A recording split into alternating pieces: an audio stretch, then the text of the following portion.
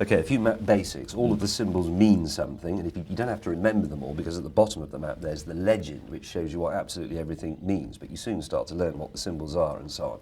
The other thing is scale. This is a 1 in 25,000 map. One of anything on here equals 25,000 in reality, and it can be inches or centimetres or bananas or the length of this pen. It doesn't really matter. But for the purposes of our expedition, 4 centimetres will obviously equal 1 kilometre, because 1 centimetre will equal 250 metres. Makes sense. It's a metric map. Older maps would have been in, you know, some road maps still are imperial, so you have inches to the mile or 2 inches to the mile So or that whatever. would be 2.5 inches to the mile, this map would be. Go on, say you're impressed. I am impressed. Good. Yeah, you're very good at measuring. It's because you're old. People your age are always better at adding up in the head.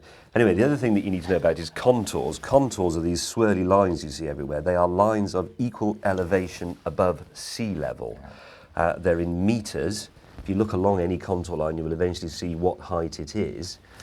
Look there, whole line down there of contours. Yep, there you go. So that one there is 450 metres, for example. But the important thing to remember is they're at 10-metre intervals vertically.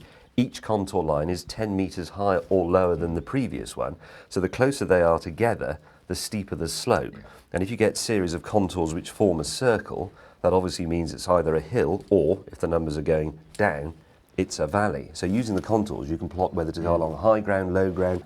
The lovely thing about the contours is they really show you the shape of the countryside. Completely. Yeah, you can imagine the countryside, you can imagine what it looks like just by looking at this map.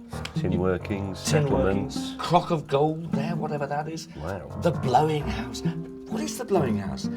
We know it's, this map says there's a blowing house down there. We can go and find out what it is. Oh, and the railway. Look at the way the railway just twists.